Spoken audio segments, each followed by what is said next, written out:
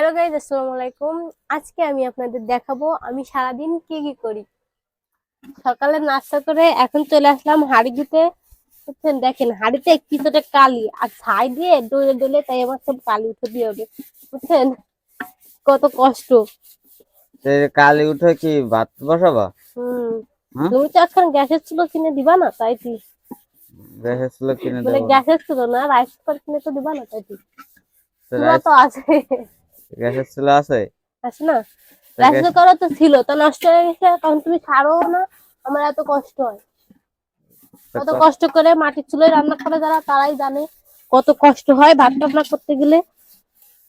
ভাত রান্না করতে আগের কালের মানুষ তো এরকম মাটির চুলোই রান্নতো। আগের কালের মানুষ আর এখনের মানুষ না এক। এখন তো ভিআইপি হয়ে গেছে, তাই না? হম। হ্যাঁ, হম। হ্যাঁ। তাই এইটা মাজাটা হয়ে গেছে, এখন কি করবা?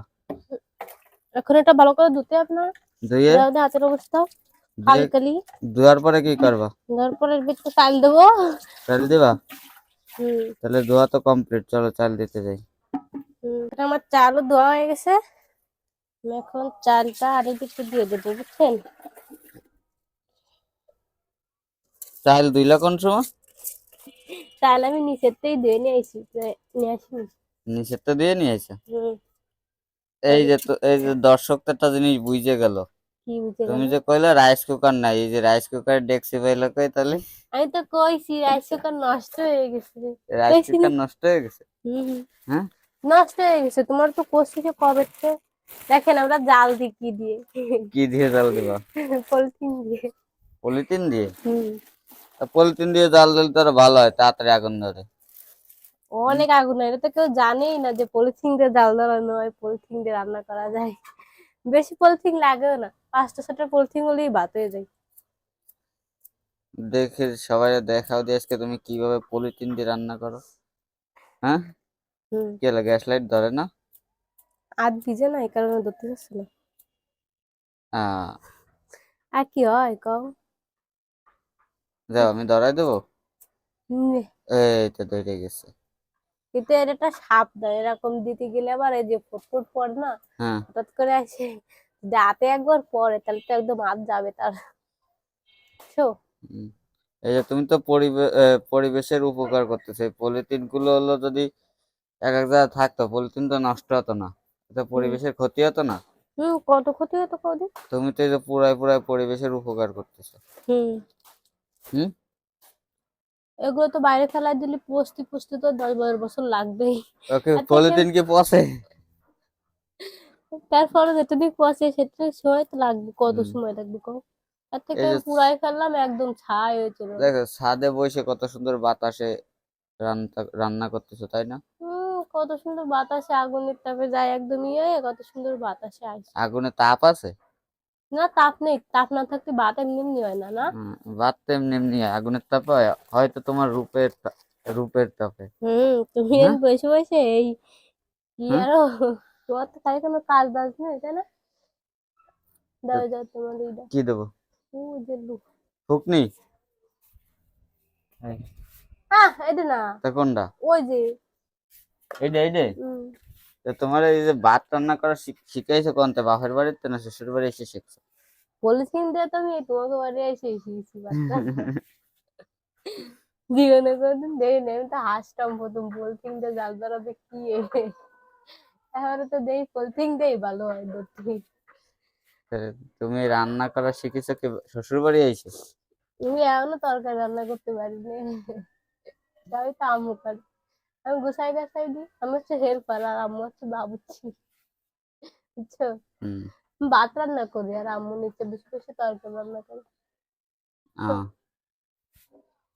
আমি ভাত রান্না করে ছাদে একবার গাছে পানি দিয়ে তারপরে চলে তারপর চলে যাও।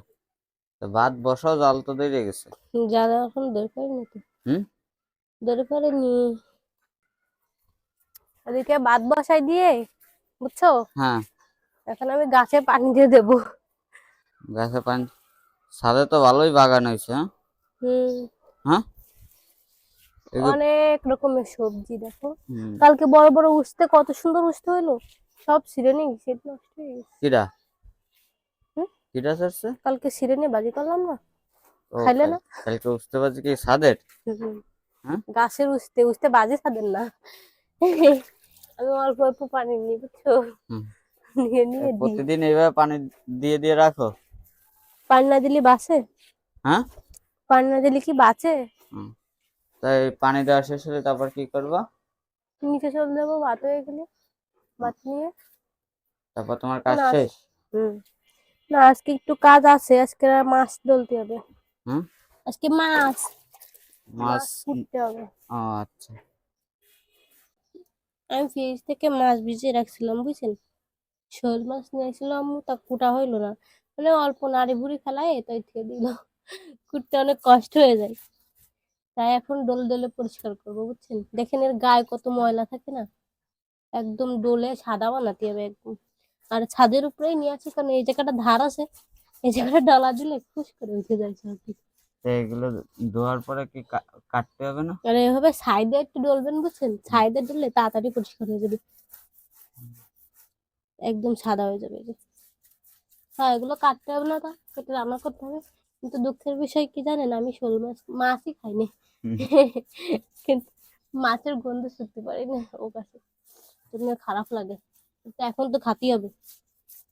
তাই আম্মু রাগ করে, জ্যান্ত শোল শোল মাছ এনে তো হয়েছে আমার খাতে, পাই আমি খাই না, এতে মানে বগে। তাই এখন খাতেই হবে, তোর জন্য না হলেও তোমার ভাবির জন্য খেতে হবে বেবি, বুঝছো। তো রান্না বান্না সব শেষ, এখন হচ্ছে গোসল করে বেরোলাম, এখন খাওয়া দাওয়া করবো। খাওয়া দাওয়া করার পরে আর কোনো কাজ নেই বুঝছেন, তারপর হচ্ছে কি একটু শোবো খাওয়া দাওয়া করার পরে, আর এক ঘুমে সন্ধ্যা, বুঝছেন। সবাই ভালো থাকেন, আজকে এই পর্যন্তই, টাটা।